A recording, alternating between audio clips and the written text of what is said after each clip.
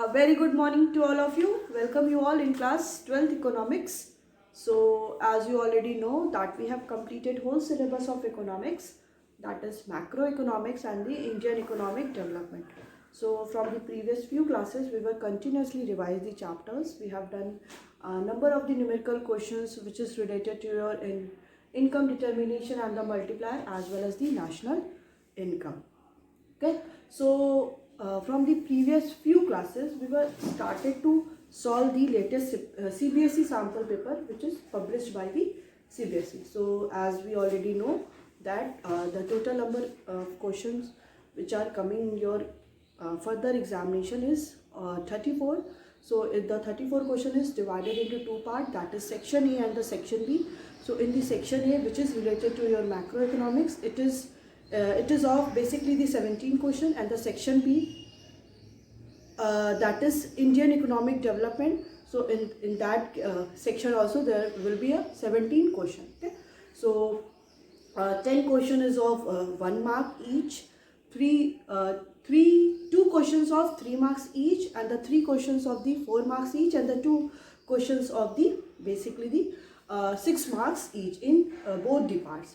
So the CBSE sample paper, which is we have already discussed around 31 to 32 questions almost in the previous classes.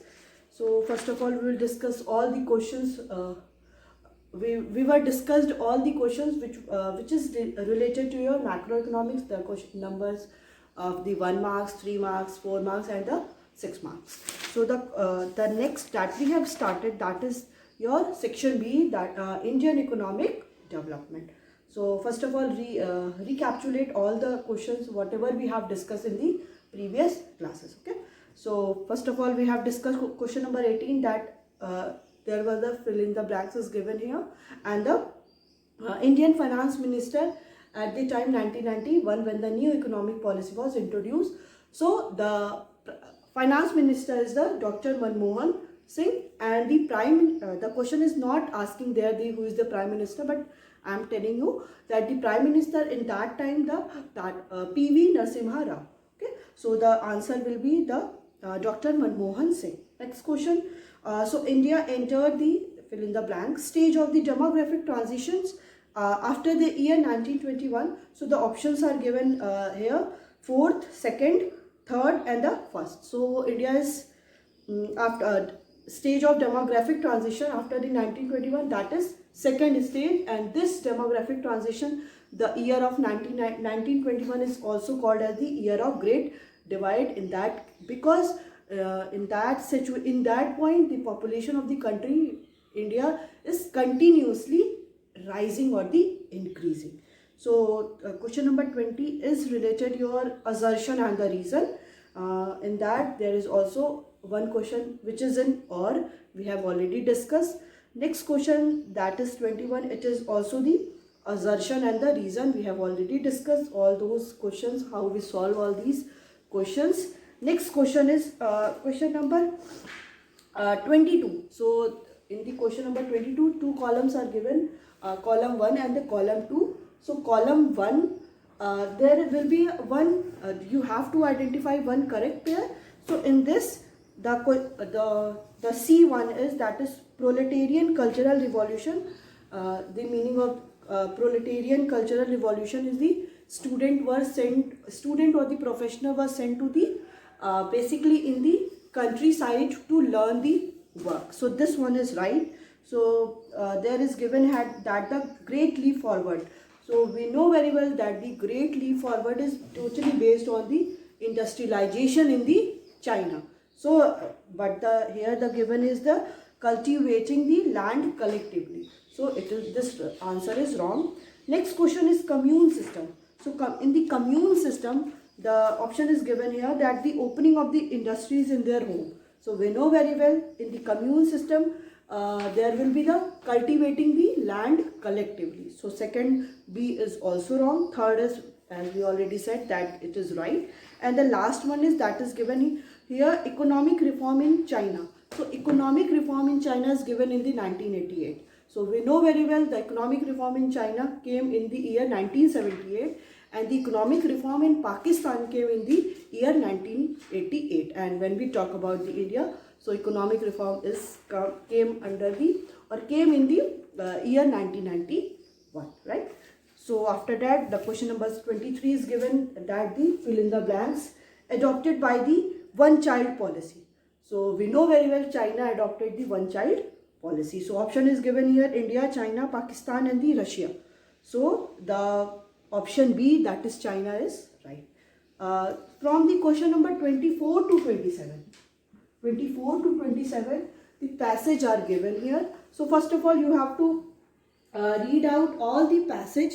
So whatever the meaning of that passage is given, and along with that there is also some questions which is based on that passage.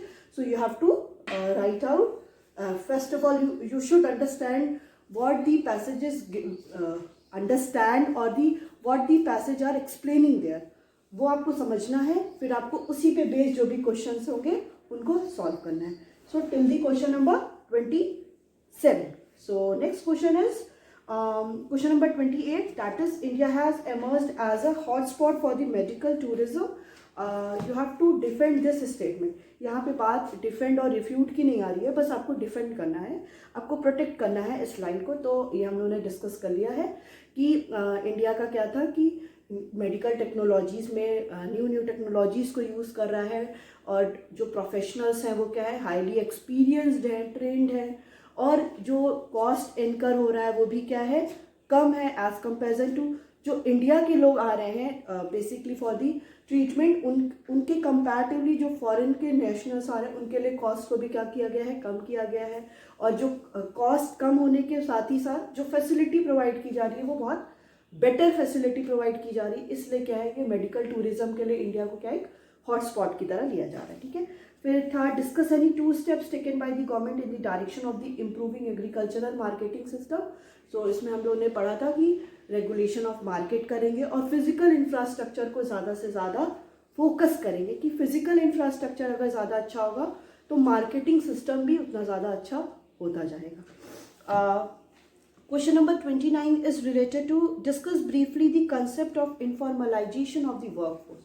तो ये भी हम लोगों ने discuss कर लिया है कि इनफॉर्मल सेक्टर में क्या है कि वर्कर्स क्या है, वर्कफोर्स इंक्रीज होता जा रहा है, लोग शिफ्ट हो रहे हैं फ्रॉम दी बिकॉज प्राइवेटाइजेशन होने की वजह से, टफ कंपटीशन होने की वजह से इनफॉर्मल सेक्टर में जो वर्कफोर्स है वो ज़्यादा इंगेज है, अराउंड 94%, एंड 6% अराउंड लोग क्या है फॉर्मल सेक्टर में है. तो यही हमको इस क्वेश्चन में एक्सप्लेन करना है पूरा.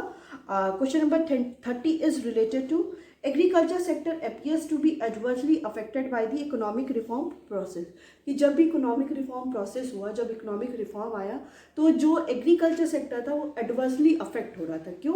क्योंकि जितने भी रिसोर्सेज हम लोग पहले एग्रीकल्चर सेक्टर पे कर रहे थे, फर्स्ट 5 ईयर प्लान में कर रहे थे, वो सारे रिसोर्सेज को हमने किस पे शिफ्ट कर दिया, इंडस्ट्रियल सेक्टर पे. क्योंकि आफ्टर इंडिपेंडेंस हमारा जो ये इंडस्ट्रियल सेक्टर था इसको भी हमें क्या करना था, इनकरेज करना था, इफेक्टिव बनाना था.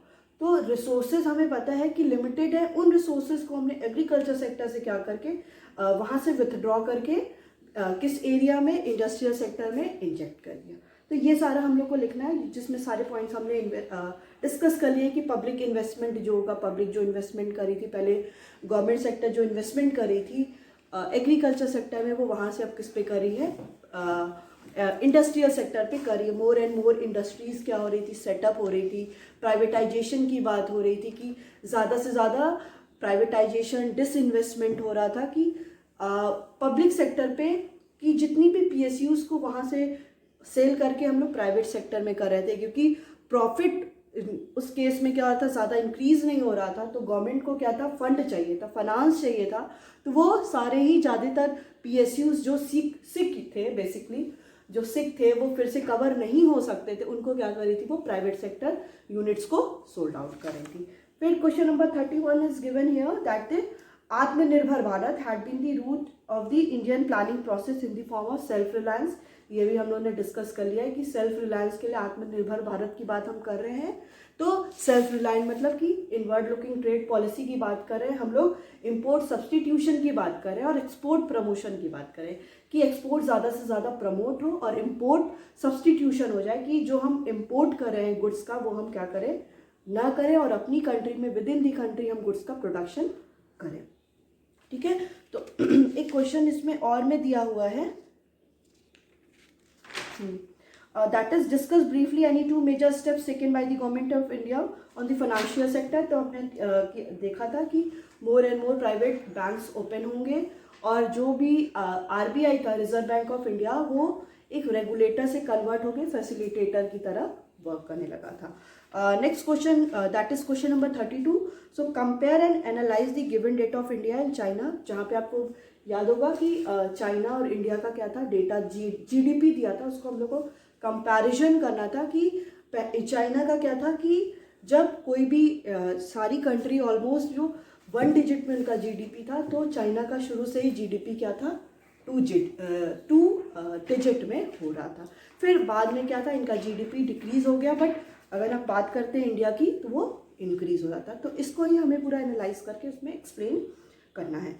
सो question number 33, that if the rate of the resources extraction exceed the rate of regeneration, it leads to the reduction in the carrying capacity of the environment। कि जो भी resources को extract कर रहे हैं वो अगर ज़्यादा हो जा रहा है कि जो भी resources को regenerate कर रहे हैं, so ये carrying capacity जो है environment की, जो carry कर सकता है capacity environment, वो reduce होता चला जा रहा है। इसकी भी हम लोगों ने बात कर ली थी, क्योंकि डिमांड क्या हो जा रही है, वो कंटिन्यूसली इंक्रीज हो जा रही है as comparison to the supply. ठीक है, ये भी डिस्कस कर लिया था। नेक्स्ट टॉपिक था आपका, नेक्स्ट क्वेश्चन था क्वेश्चन नंबर 33 में ही 33 में आपका 33(1) और 33(2) दिया है और एक और में भी 1 और 2 पार्ट में दिया हुआ है। ठीक है, सेकेंड क्वेश्चन आपका क्या था पहले में, that is calorie based norm जो होता है वो एडिक्वेट मेजर क्यों नहीं होता है। तो हम लोगों ने डिस्कस कर लिया था कि कैलोरी बेस्ड नॉर्म इसलिए नहीं होता क्योंकि जब हम लोग कैलोरी से ही अकॉर्डिंग लोगों को क्या कर रहे हैं कि मेजर कर ले रहे हैं कि वो पुअर है या नहीं है, तो इससे हम ये नहीं जान पा रहे हैं कि उसको अदर जो भी फैसिलिटीज़, बेसिक नेसेसिटीज़ उसकी फुलफिल हो रही है या नहीं। और उस केस में हम ये भी आइडेंटिफाई नहीं कर सकते कि वो पुअर है कि वेरी पुअर है, बहुत ज़्यादा पुअर है कि वो मॉडरेट पुअर है। और बेसिक फैसिलिटीज़ जैसे अभी हम लोग एजुकेशन की बात करते हैं, हेल्थ की बात करते हैं, उन्हें प्रॉपर ड्रिंकिंग फैसिलिटी, ये सारी फैसिलिटीज़ मिल रही है या नहीं, उनकी भी हम लोग बात करते हैं। तो कैलोरी बेस्ड नॉर्म हम लोग इसीलिए कह सकते हैं कि ये this is not right to measure the poverty in any country. ठीक है, so question number in this और में क्वेश्चन दिया है, 2 पार्ट है, why are less women. So okay, so till here we have already discussed in the previous class. So in today's class we are going to discuss further question. Okay, so let's get started.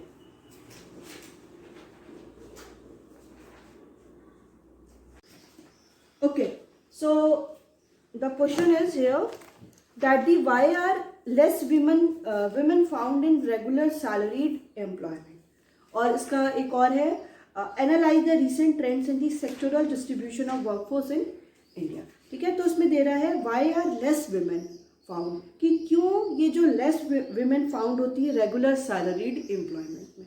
तो इसमें कह रहा है कि less women are found in regular salaried employment due to following reason, जिसका पहला reason हो गया आपका lack of education facilities,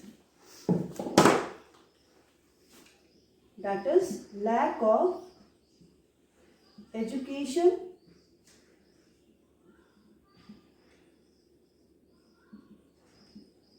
facilities. कि एजुकेशन फैसिलिटीज क्या है, विमेन को बेसिकली क्या है कम मिलती है। तो female education is not given due to importance in India, hence majority of the women in India do not have the educational qualification. ठीक है, जो भी मेजॉरिटी है इंडिया में, विमेन को उतनी एजुकेशन प्रोवाइड नहीं दी जा रही है, एजुकेशनल क्वालिफिकेशन नहीं हो रही है, एंड दे डोंट इवन है प्रोफेशनल स्किल्स। उनको क्या है, कोई भी प्रोफेशनल स्किल भी नहीं दिया जा रहा है, कोई भी प्रोफेशन की भी बात नहीं हो रही है, एक्सपीरियंस कोई किसी भी काइंड ऑफ ट्रेनिंग भी नहीं दी जा रही है। And the professional skills required for this regular salaried employed. और रेगुलर सैलरीड एम्प्लॉयमेंट के लिए वहाँ पे प्रोफेशनल स्किल्स भी चाहिए, एजुकेशनल क्वालिफिकेशन भी चाहिए. बट इंडिया में क्या है, एजुकेशन की फैसिलिटीज़ क्या हो रही है, कम हो रही है. विमेन को इतनी ज़्यादा प्रायोरिटी नहीं दी जाती है कि उन्हें एजुकेशन लेना चाहिए. इसलिए क्या है, लेस नंबर में रेगुलर सैलरीड एम्प्लॉयमेंट हो रही है इन दी विमेन. सेकेंड है discouragement from the family. Discouragement हो रही है फैमिली से, मतलब फैमिली में भी बेसिकली लोग क्या प्रेफर करते हैं कि जो मेन है उनको क्या है, उनको ही एजुकेशन प्रोवाइड करें. क्यों? क्योंकि कल अगर ये अच्छी, अगर इनकी एजुकेशन होगी तो वो अच्छी जॉब पाएंगे. फिर ये तो हमारे घर में ही रहेंगे. गर्ल का क्या है, उनको शादी करके दूसरे घर में ही जाना है. तो यहाँ पे लोग क्या कर देते हैं, फैमिली भी डिस्करेज करती है विमेन को एजुकेशन नहीं लेने के लिए. तो discouragement of the family, right. So in India, families still do not want the female member to step out from the house. ठीक है, कि अभी भी फैमिली ऐसी है जो फीमेल को और दी विमेन को ये नहीं कह रही कि अपने घर से बाहर निकलो और कुछ एजुकेशन को गेन करो, कुछ लर्न करो for the work, specially if it is for the long hours. और नहीं वो एजुकेशन भी प्रोवाइड कर रहे हैं, नहीं वो ये प्रेफर कर रहे हैं कि वो एजुकेशन ले और वो बाहर काम करने के लिए जाए जहाँ पे बहुत लॉन्ग आवर्स के लिए काम करना पड़ा है. तो इससे क्या हो रहा है कि फैमिली भी कोई भी विमेन को क्या कर रही है, डिस्करेज कर रही है. जब डिस्करेज कर रही है फैमिली, उनको सारी फैसिलिटीज़ प्रोवाइड नहीं कर रही है, तो रेगुलर सैलरीड में एम्प्लॉयमेंट भी विमेन का क्या हो जा रहा है, कम हो जा रहा है. तो these all are the reason for the less women got the job in the regular salaried employment. Okay? So first one is lack of education facilities. आप इसमें discouragement of the family ये भी लिख सकते हो. तो ये सारे इसके पॉइंट्स के थ्रू आप लोग इन पॉइंट को क्या कर सकते हो, इस क्वेश्चंस को एक्सप्लेन कर सकते हैं. फिर इसी के ऑप्शन में एक क्वेश्चन है, trends in the analyse the recent trend. ठीक है, इसमें टेबल दिया हुआ है, टेबल देखते हैं हम. Trends in employment pattern. Trends in employment pattern. That is of sector wise given है. Sector wise 1993 to 2012 in percent. So sector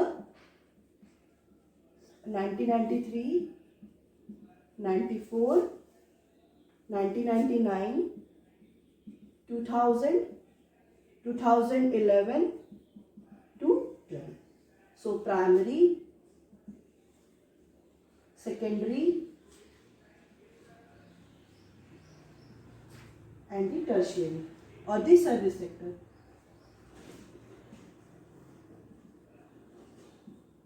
service, right. 1993 में 64 इज गिवन. ये क्वेश्चन में आपके दिया हुआ है 64, 16 and the 20. 1999 to 2000 60.4, 15.8 and the 23.8. Okay, so 24.3, 24.3 and the 26.8. ठीक है, ये आपके टेबल आपको दिया हुआ है क्वेश्चन में, जिसमें ये कह रहा है कि सेक्टर वाइज जो भी कंट्रीब्यूशन हो रहा है, एम्प्लॉयमेंट पैटर्न, एम्प्लॉयमेंट का जो पैटर्न दे रहा है सेक्टर वाइज, कि प्राइमरी सेक्टर में कितने हैं एम्प्लॉयड, सेकेंडरी सेक्टर में कितने एम्प्लॉयड हैं और टर्शियरी सेक्टर में कितने एम्प्लॉयड है. तो question is given, analyse the recent trends in this sectoral distribution of workforce. जो भी वर्कफोर्स है इंडिया में कि अब देखिए आपको इसी को एनालाइज करना है, ये एनालाइज करना है. देखिए ये इसका टोटल हमेशा ही क्या होगा, 100 होगा. ठीक है, तो अब इसमें कह रहा है कि 1993 में जब हम बात करते हैं कि वर्कफोर्स जो भी एम्प्लॉयमेंट है वो किस सेक्टर में कितनी थी, तो आप देखिए 1993 में प्राइमरी सेक्टर में 64% थे। 64% लोग क्या थे, एग्रीकल्चर सेक्टर और प्राइमरी सेक्टर में इंगेज थे। उनका जो बेसिक वो था कि वर्किंग क्या थी, वो एग्रीकल्चर सेक्टर पे ही बेस्ड थे, ठीक है। सेकेंडरी सेक्टर की बात करते हैं तो ओनली 16% लोग क्या थे, इंडस्ट्रियल सेक्टर में क्या थे, इंगेज थे। इंडस्ट्रियल सेक्टर में उनकी एम्प्लॉयमेंट थी। वहीं टर्शियरी सेक्टर में क्या था, बस 20% था। तो अब हम यहाँ पे ये एनालाइज कर सकते हैं कि जब 1993 और 1994 में स्टिल जो इंडिया की पॉपुलेशन थी वो प्राइमरी सेक्टर पे ज़्यादा बेस्ड थी। उनका जो अर्निंग था, लाइवलीहुड था, वो it is based on the primary sector.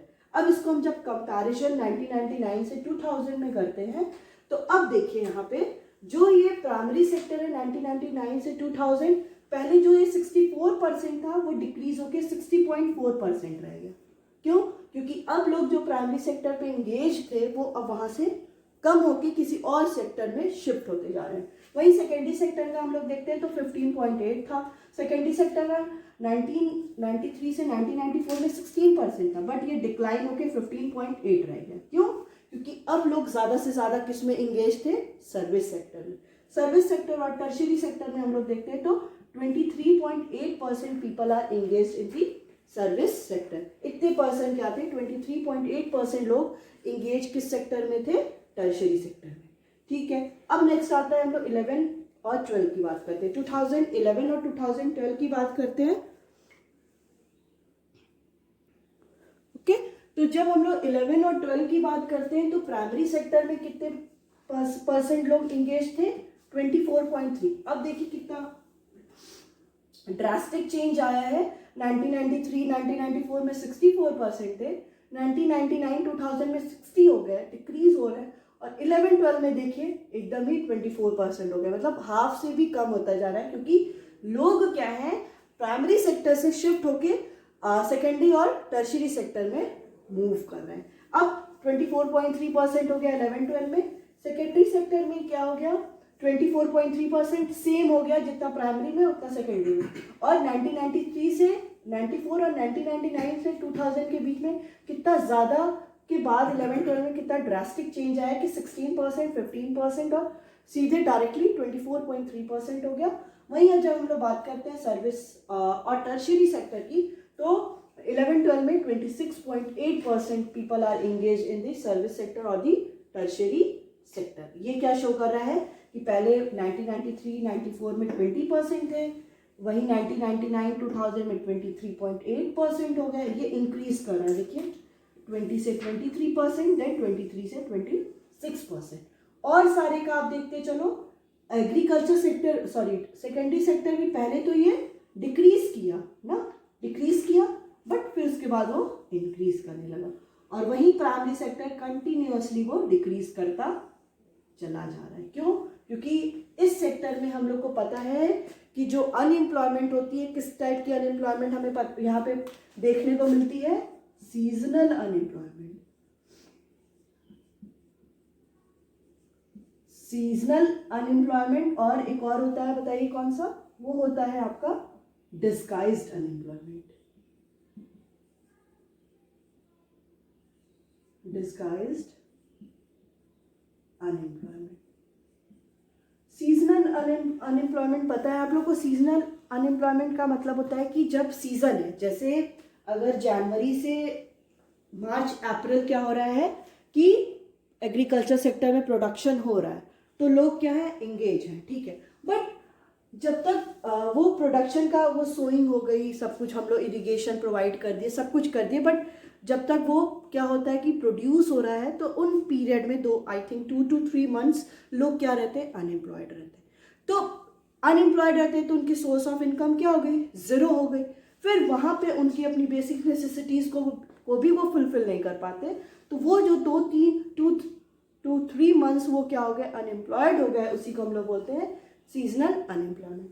Disguised unemployment पता है कि जितना प्लेस है, अगर छोटा सा प्लेस है उसमें 5% काम करने को चाहिए और कर वहाँ पे कितना रहे, 7% कर रहे हैं।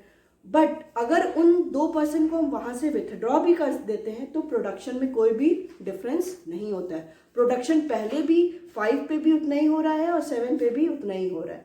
तो यहाँ पे ऐसे हम लोग ने देख लिया, जो 2% है वो क्या हो गया, अनएम्प्लॉयड हो गया, जिनको हम लोग बोलते हैं डिसगाइज्ड अनएम्प्लॉयड।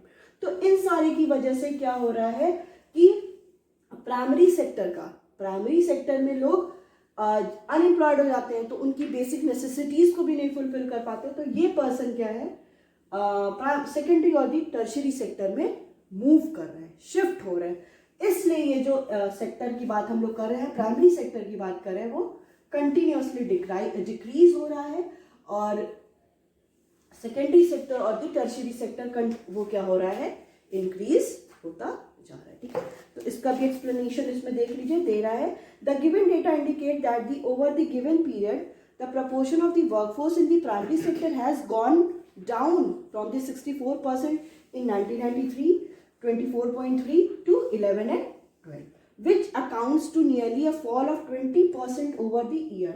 कि 20% क्या हो रहा है, वो ओवर द ईयर वो डिक्रीज करता चला जा रहा है, whereas the employment share of the both secondary and the service sector has increased in India। India में ये इंक्रीज होता चला जा रहा है। The share of the secondary sector has gone up। ये जो सेकेंडरी सेक्टर का जो एरिया है, सेक्टर है, वो क्या हो रहा है, गॉन अप हो रहा है, इंक्रीज हो रहा है अप्रोक्सीमेटली 9%। वो क्या हो गया, इंक्रीज कर गया from 16% to 24.3%, whereas the corresponding figure for the service sector has gone up by the 7%।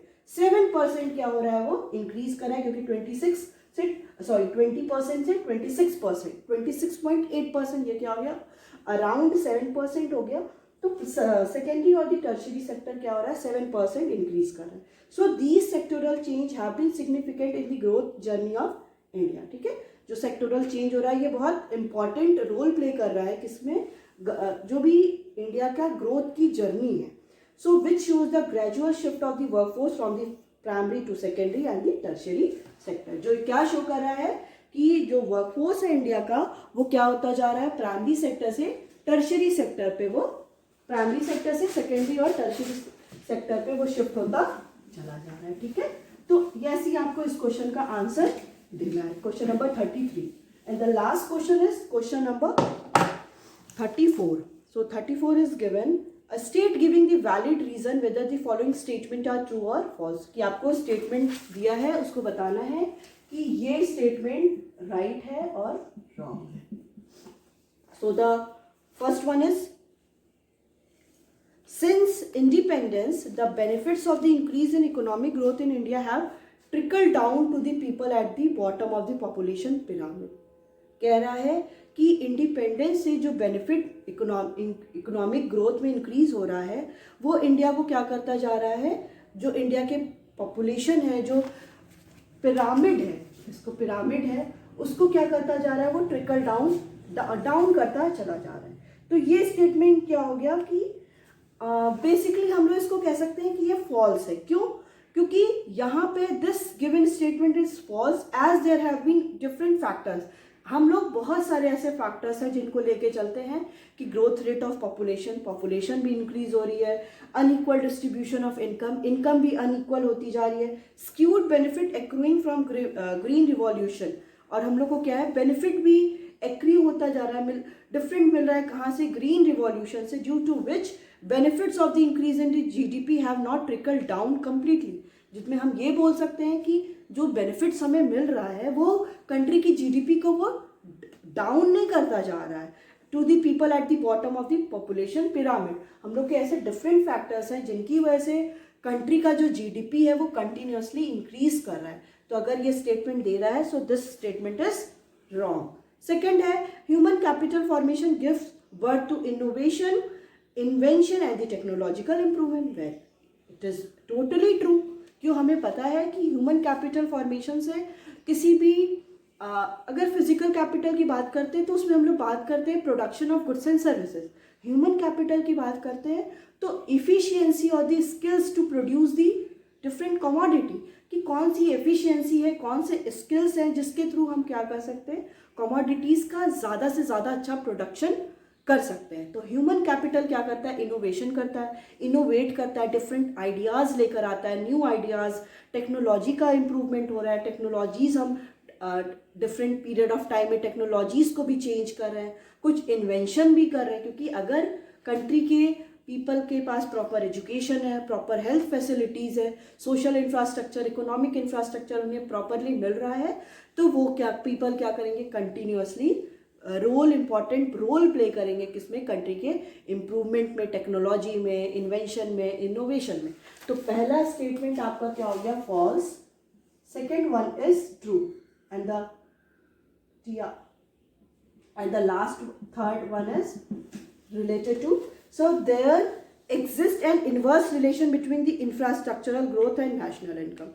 Impossible है, कह रहा है कि इन्वर्स रिलेशन होता है किसके बीच में, अगर हम लोग इंफ्रास्ट्रक्चर का ग्रोथ करेंगे और नेशनल इनकम में।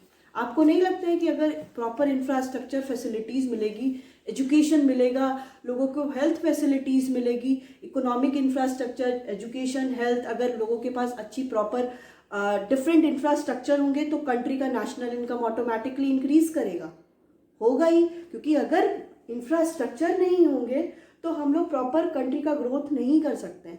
तो there should be a positive relation between both of them, so the answer will be false. ये आंसर क्या हो जाएगा आपका, फॉल्स हो जाएगा।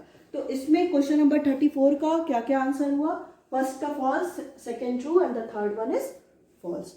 सो from this we have completed the sample paper which is issued in 2020 by the CBSE. Okay, so it's all about your today's class. We will continue to solve the different sample paper in the next class also. Okay, thank you.